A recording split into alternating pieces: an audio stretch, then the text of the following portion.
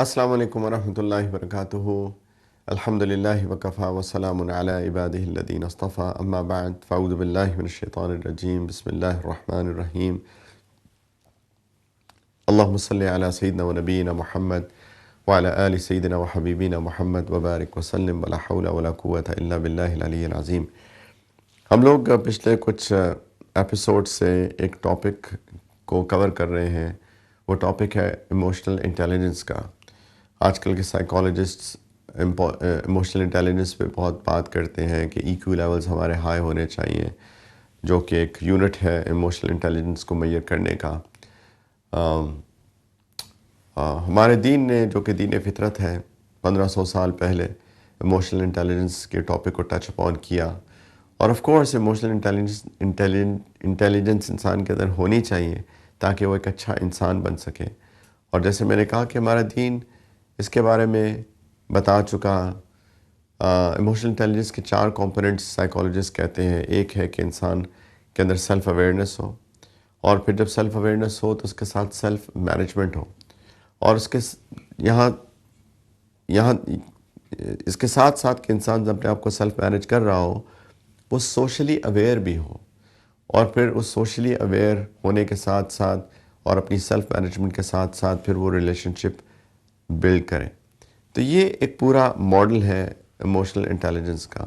تو it starts with self awareness. اس کے بارے میں ہم نے بڑی تفصیل سے بات کی کہ انسان اپنا محاسبہ کرے، اپنے بارے میں سیلف اویئر ہو کہ میں کون ہوں، میرے جذبات کیسے ہیں، کس وقت میں کون سے جذبات میرے ٹریگر ہوتے ہیں، وغیرہ وغیرہ۔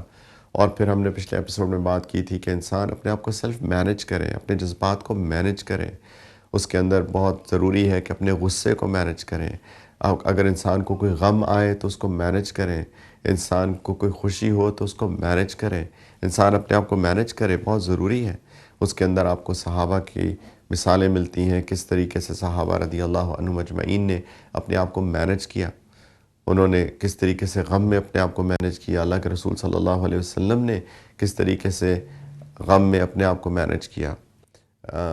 تو انسان سیلف مینج کریں، اور ساتھ ساتھ جس طرح سائیکالوجسٹ بات کرتے ہیں کہ انسان کو سوشل اویئرنیس ہو کہ انسان دوسروں کے بارے میں بھی سوچے کہ ان کے جذبات کیسے ہیں۔ یہ ایک بہت اہم چیز ہے کہ ہم لوگوں کے جذبات کے بارے میں جانیں۔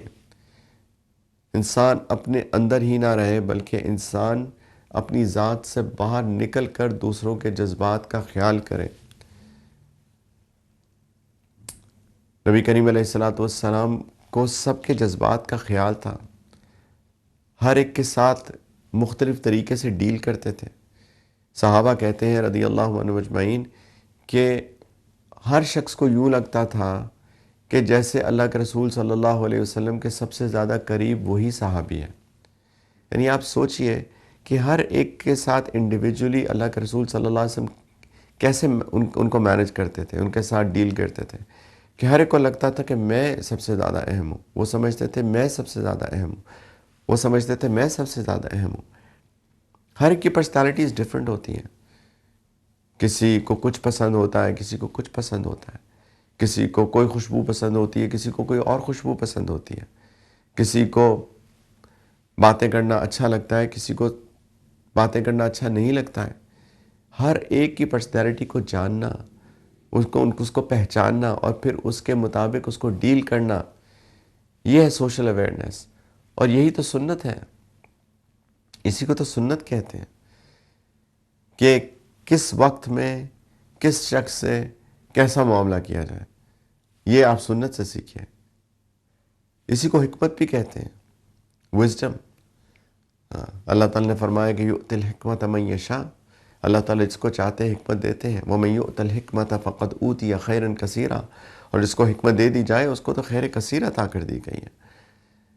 یعنی ہر معاملے میں حکمت سے کام لینا، اس کے لیے ضروری ہے کہ لوگوں کے بارے میں ہم کو پتہ ہو، میرے والد کو کیا پسند ہے، میری والدہ کو کیا پسند ہے، میرے بھائی کو کیا پسند ہے، میرے دادا نانا کو کیا پسند ہے، میری بیوی کو کیا پسند ہے، میرے شوہر کو کیا پسند ہے، میری اولاد میں اگر 3 اولاد ہے تو ان میں ہر ایک کی پرسنالٹی کیسی ہے، یہ آج بات کر رہی ہیں سائیکالوجسٹ۔ یہ ہمارا دین ہمیں سکھا رہا ہے کہ ہر ایک کے جذبات کا خیال کرو، چھوٹوں پر رحم کرو، بڑوں کی عزت کرو، سب کے بارے میں سوچو، سب کے بارے میں سوچو، ان کے جذبات کے بارے میں سوچو۔ نبی کریم علیہ الصلوۃ والسلام صحابہ کے ساتھ کس طریقے سے ان کی پرسنالٹی کے مطابق ڈیل کرتے تھے۔ ایک دفعہ تہجد کے وقت سیدنا ابو بکر صدیق رضی اللہ تعالی عنہ اور سیدنا عمر رضی اللہ تعالی عنہ دونوں مسجد نبوی میں تہجد پڑھ رہے تھے، اور دونوں کی پرسنالٹی ڈیفرنٹ تھی۔ تو نبی کریم علیہ الصلوۃ والسلام مسجد میں تشریف لائے تو دیکھا سیدنا ابو بکر صدیق بہت ہلکی آواز میں قرات کر رہے ہیں، تلاوت کر رہے ہیں، یعنی قریب ہو کر بھی سننے کی کوشش کی تو آواز نہیں آئی۔ اور سیدنا عمر رضی اللہ تعالی عنہ بہت جہری تلاوت کر رہے تھے، اونچی آواز میں تلاوت، بہت ہی ایکسٹراڈنریلی اونچی آواز۔ تو جب دونوں کی نماز ختم ہوئی تو اللہ کے رسول صلی اللہ علیہ وسلم نے سیدنا ابوبکر صدیق رضی اللہ تعالی عنہ سے پوچھا کہ آپ اتنی ہلکی تلاوت کر رہے تھے کہ سنائی نہیں دے رہی تھی؟ تو انہوں نے فرمایا کہ یا رسول اللہ، جس کو میں سنا رہا تھا وہ تو دلوں کے بھید بھی جانتا ہے، یعنی اللہ کو سنا رہا تھا تو مجھے اونچی آواز میں کیوں تلاوت کرتا؟ سیدنا عمر سے پوچھا رضی اللہ عنہ، آپ اتنی اونچی آواز میں تلاوت کر رہے تھے، اس کی کیا وجہ؟ تو انہوں نے فرمایا کہ میں سوتوں کو جگا رہا تھا اور شیطان کو بھگا رہا تھا، یہ ان کی علت تھی۔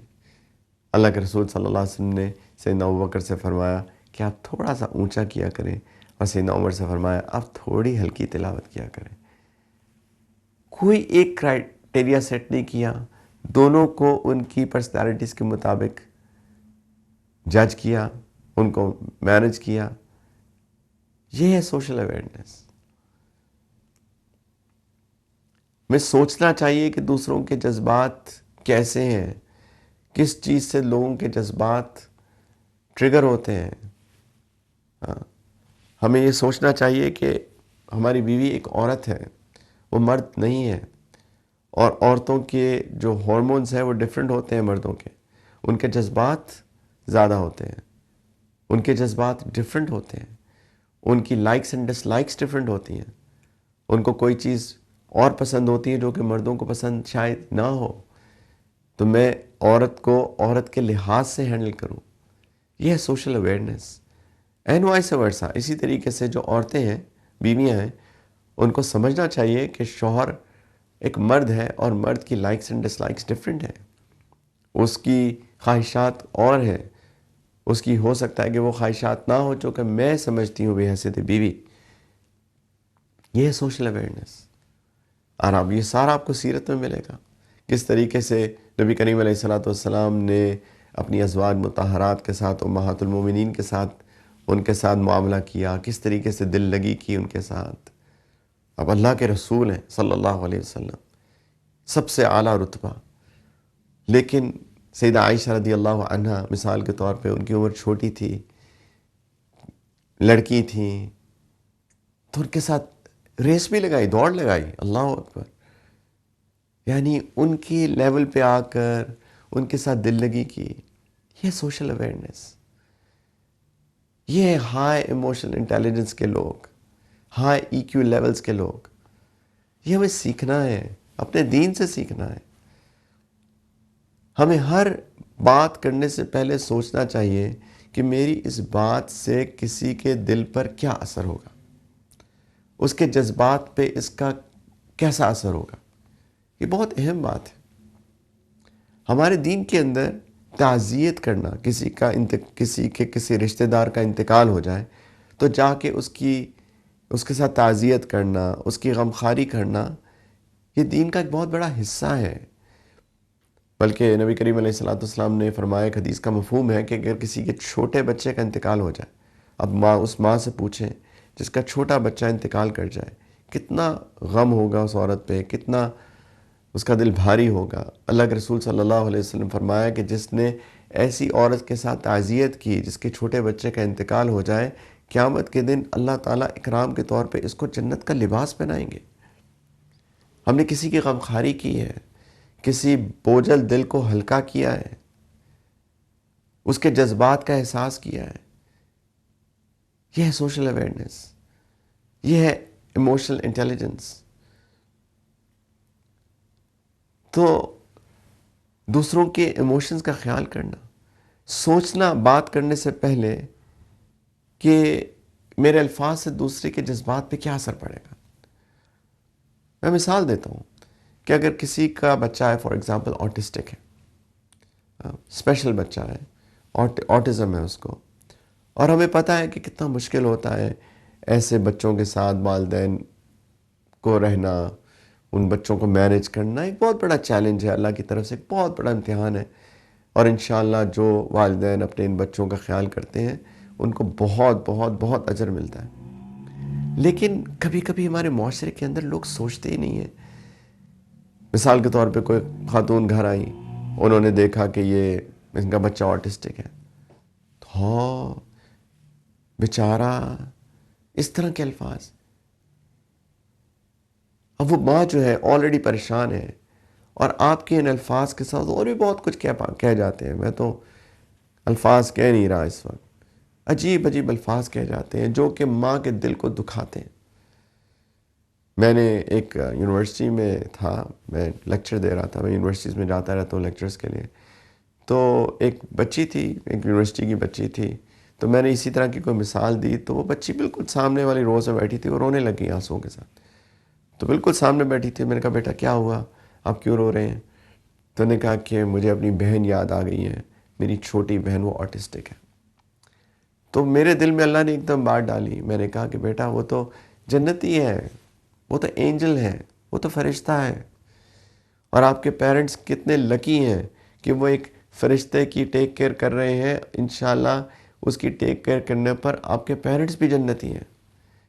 تو میرے ان تھوڑے سے الفاظ سے اس بچی کو ایک ڈھارس بن گئی، ایک اس کو تسلی آ گئی، اس کے آنسو تھم گئے. لیکن لوگ عجیب عجیب کامنٹس دے دیتے ہیں، رادر کہ ان کو حوصلہ دیں، ان کی ہمت بنائیں، ہم ان کے دل کو دکھا دیتے ہیں. ہمیں پلیز سوچنا چاہیے ہر لفظ کو منہ سے نکالنے سے پہلے کہ میرے ان الفاظ سے کسی کے جذبات پر کیا فرق پڑے گا. کسی کی شادی نہیں ہوتی بہت عرصے تک، مثال کے طور پہ کوئی لڑکی ہے، 25-30 سال اس کی عمر ہو گئی ہے، اس کو کوئی رشتہ نہیں آیا، شادی نہیں ہوئی، تو لوگ آتے ہیں، کیا عمر ہو گئی آپ کی؟ 30 سال، ابھی تک شادی نہیں ہوئی. یعنی آپ اس کو بھی پتہ ہے، آپ کو بھی پتہ چل گیا، آپ کو یہ کامنٹ دینے کی کیا ضرورت تھی؟ کیا آپ کے خیال میں وہ جو بچی ہے جو کہ شادی کرنا چاہ رہی ہے لیکن اللہ کی طرف سے ہے کوئی رشتہ نہیں مناسب مل سکا، تو کیا آپ کے اس الفاظ سے اس بچی کی ڈھارس بندھی کہ اس کو تکلیف ہوئی؟ اسی طریقے سے کسی کی شادی کے بعد اولاد نہیں ہوتی، 5 6 7 8 سال گزر جاتے ہیں، اتنا عرصہ ہو گیا، شادی ہو گئی، ابھی تک اولاد نہیں ہوئی. اب آپ سوچئے کہ وہ خود بھی اولاد چاہ رہے ہیں غالباً، لیکن ان کو اللہ کی طرف سے نہیں ہوئی. تو پلیز سوچیں، یہی ہوتا ہے سوشل اویئرنیس، کہ ہم لوگوں کے جذبات کے بارے میں جانیں، ان کا خیال کریں، ان کے دل کو خوش کریں، نہ کہ ان کے دل کو غمگین کریں. لیکن یہ اس وقت تک نہیں ہو سکتا جب تک کہ ہم لوگوں کے جذبات کے بارے میں نہیں سوچیں گے، لوگوں کی پرسنالٹیز کو نہیں جانیں گے. یہ ہمارے دین کا حصہ ہے، یہ ہمارا دین آج سے 1500 سال پہلے سکھا گیا. اللہ کے رسول صلی اللہ علیہ وسلم کی سنتیں آپ دیکھیے کس طریقے سے لوگوں کے ساتھ انہوں نے ان کی ڈھارس بندھائی، کچھ کے ساتھ مزاق کیا. سیدنا انس بن مالک رضی اللہ تعالیٰ عنہ کے چھوٹے بھائی، ان کی ایک چڑیا فوت ہو گئی. اب چھوٹا سا بچہ، چڑیا اس کی پالتو تھی، فوت ہو گئی، کیا فرق پڑتا کسی کو؟ اللہ کے رسول صلی اللہ علیہ وسلم نے اس چھوٹے سے بچے کی ڈھارس بندھانے کے لیے ایک شاعرانہ طریقے پہ، ایک رائم کے ساتھ اس کی دلجوئی کی. یا ابا عمیر ما فعل النغیر. ابو عمیر اس کا نام نہیں تھا بچے کا، عمیر کہتے چھوٹی عمر والا، ابو عمیر چھوٹی عمر والا، نغیر چڑیا کو یا ابا عمیر ما فعل النغیر، اے چھوٹی عمر والے، چڑیا نے کیا کیا، کہاں گئی چڑیا؟ وہ بچہ خوش ہو گیا، اس کو کنیت سے پکار رہے ہیں، جو کہ عربوں کے اندر احترام کے طور پہ یہ القابات دیے جاتے تھے، کنیت کے ساتھ پکارا جاتا تھا لوگوں کو۔ یہ ہے ایموشنل انٹیلیجنس، یہ ہے سنتیں۔ پلیز ہمیں اپنے دین پہ پورا آنا ہے، اور یہ جو آج لوگ باتیں کر رہے ہیں، اگر ہم اپنے دین پہ پورے کے پورے آ جائیں گے، انشاءاللہ ہم وہ اچھے انسان بن جائیں گے جس کی باتیں آج کے سائیکالوجسٹ کر رہے ہیں یا لوگ کر رہے ہیں۔ ہمیں ان کو سکھانا ہے، ہمارے پاس سارے سولوشن موجود ہیں۔ اللہ کرے کہ ہمیں اپنا دین پورے کا پورا سمجھ میں آ جائے۔ انشاءاللہ ایک چھوٹی سی بریک لیتے ہیں، اور بریک کے بعد آپ کے سوالوں کے ساتھ دوبارہ حاضر ہوتے ہیں۔ السلام علیکم ورحمۃ اللہ وبرکاتہ، ویلکم بیک۔ بریک کے بعد آپ کے سوالوں کے ساتھ حاضر ہیں۔ کسی نے سوال کیا ہے، اور بہت اہم سوال ہے۔ کہتے ہیں کہ میں بہت دعائیں مانگتا ہوں، لیکن میری دعائیں لگتا ہے قبول ہی نہیں ہوتی، بلکہ الفاظ استعمال کرتے ہوئے بھی ہچکچاہٹ ہو رہی ہے، لیکن کچھ لوگ یہ کہتے ہیں کہ اللہ میری سنتا ہی نہیں ہے، معاذ اللہ، تو میری دعائیں قبول کیوں نہیں ہوتی ہیں؟ دیکھیں، دعا، پہلی بات تو یہ ہے کہ مانگنا لازم ہے، اس لیے کیونکہ ہم اللہ کے بندے ہیں اور اللہ تعالیٰ ہمارے مالک ہیں۔ ہم فقیر ہیں اور اللہ تعالیٰ غنی ہیں۔ اللہ تعالیٰ نے فرمایا یا ایھا الناس انتم الفقراء الی اللہ واللہ هو الغنی الحمید، کہ لوگو تم اللہ کے سامنے فقیر ہو، اور اللہ غنی ہے، اللہ حمید ہے، ہر چیز اللہ ہی کی ہے، ساری تعریفیں بھی اللہ ہی کی ہیں۔ تو ہم جب فقیر ہیں تو فقیر کا کام ہی بھیک مانگنا ہوتا ہے، اور اللہ تعالیٰ چاہتے ہیں کہ ہم دعا مانگا کریں۔ وقال ربکم ادعونی استجب لکم، تمہارے رب کا حکم ہے کہ دعا مانگا کرو، مجھ سے دعائیں مانگو اور میں تمہاری دعائیں قبول کروں گا۔ اور آگے اللہ تعالیٰ نے فرمایا کہ ان الذین یستکبرون عن عبادتی سیدخلون جہنم داخرین، کہ جو میرا بندہ بننے سے تکبر کرے گا، میں ان سب کو جہنم میں ذلیل کر کے ڈال دوں گا۔ اور یہ اس دعا کی آیت کے فوراً بعد ہے، تو اس پہ علماء نے لکھا ہے کہ دعا اللہ تعالیٰ سے نہ مانگنا اللہ کے ساتھ تکبر ہے، تو دعا تو مانگنی چاہیے۔ وَإِذَا سَأَلَكَ عِبَادِي عَنِّي فَإِنِّي قَرِيبٌ، جب میرا بندہ میرے متعلق پوچھے تو میں بہت قریب ہوں۔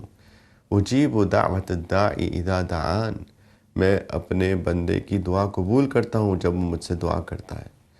تو اللہ تو فرمانے میں دعا قبول کرتا ہوں۔ اللہ تعالیٰ السمیع ہے، اللہ تو سننے والے ہیں۔ یہ معاذ اللہ کیسی بات ہے کہ اللہ سنتے نہیں ہیں؟ اللہ تو سب کی سنتے ہیں، اللہ تعالیٰ سب کی دعائیں سنتے ہیں، لیکن دعا کی قبولیت کے طریقے ڈیفرنٹ ہوتے ہیں۔ دعا کی قبولیت کے طریقے ڈیفرنٹ ہوتے ہیں۔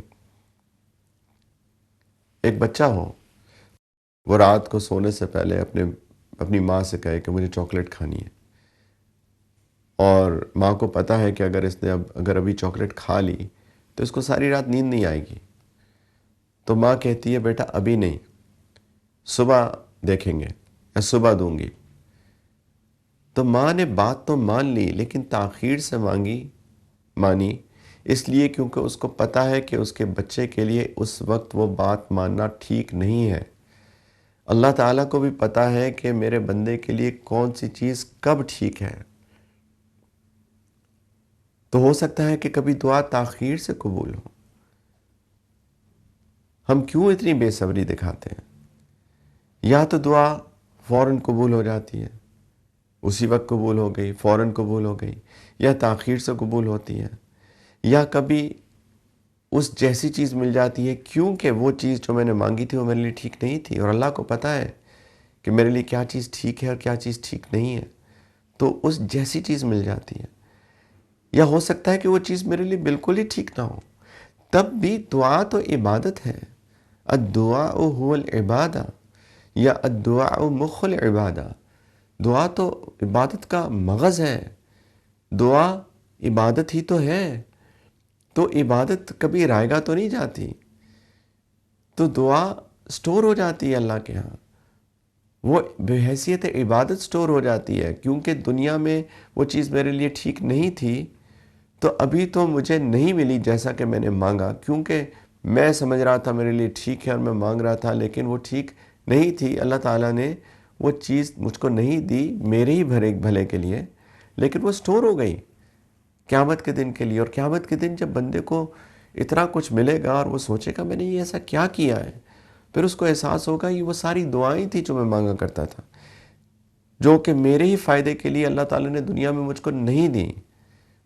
تو آپ سوچے بندہ کتنا خوش ہوگا اس دن۔ تو دعا تو اللہ تعالیٰ سنتے ہیں، اور دعا کسی نہ کسی درجے میں قبول ہوتی ہی ہوتی ہے، سوائے کچھ چیزوں کے۔ نبی کریم علیہ السلام نے فرمایا، یہ حدیث صحیح مسلم کے اندر ہے،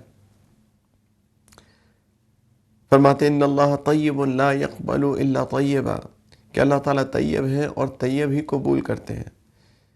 وَإِنَّ اللَّهَ أَمَرَ الْمُؤْمِنِينَ بِمَا أَمَرَ بِهِ الْمُرْسَلِينَ، اللہ تعالیٰ نے ایمان والوں کو بھی اسی چیز کا حکم دیا ہے جو کہ اللہ تعالیٰ نے اپنے رسولوں کو حکم دیا ہے۔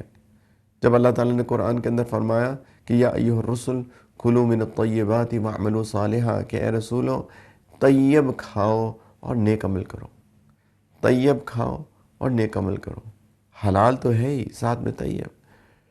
اور اللہ تعالیٰ نے یہ بھی فرمایا کہ یا ایھا الذین آمنوا کلوا من طیبات ما رزقناکم، اے ایمان والو، یعنی رسولوں سے بھی خطاب، ایمان والوں سے بھی وہی خطاب، اے ایمان والو طیب کھاؤ اس میں سے جو رزق میں نے تم کو دیا ہے۔ پھر اللہ کے رسول صلی اللہ علیہ وسلم نے ایک شخص کا ذکر کیا جو بہت لمبا سفر کر کے آیا، یطیل السفر، جس کے بال بھی اجڑے ہوئے، جس کے اوپر مٹی بھی پڑی ہوئی، یعنی نہایت ہی پریشان حال۔ اور مسافر کی دعا ایک حدیث کے مطابق قبول ہوتی ہے، تو یہ بھی مسافر ہے، اور مسافر بھی ایسا جو کہ ایک لمبا سفر کر کے آیا ہے، جو پریشان حال بھی ہے، تھکا ہوا بھی ہے، مٹی ہے۔ اللہ کے رسول نے فرمایا کہ یمد یدیہ الی السماء، اپنے ہاتھ اٹھاتا ہے آسمان کی طرف اور کہتا ہے یا ربی یا ربی۔ اور اللہ کے رسول نے فرمایا وَمَطْعَمُهُ حَرَامٌ وَمَشْرَبُهُ حَرَامٌ وَمَلْبَسُهُ حَرَامٌ وَغُذِّيَ بِالْحَرَام، کہ اس کا کھانا بھی حرام، اس کا پینا بھی حرام، اس کا لباس بھی حرام، اس کی جس چیز سے اس کو غذا دی گئی وہ بھی حرام۔ فَأَنَّى يُسْتَجَابُ لِذَلِكَ، اس کی دعا کہاں قبول کی جائے گی؟ یہ چیز روکتی ہے دعا کی قبولیت، حرام کھانا، حرام کمانا۔ لوگ سوچتے ہی نہیں ہیں کہ میں کیا کما رہا ہوں، میں کیا کھا رہا ہوں۔ لوگ باہر کے ملکوں میں رہتے ہیں، بالکل نہیں سوچتے کہ یہ جو میں کھا رہا ہوں اس کے انگریڈینٹس کیا ہیں۔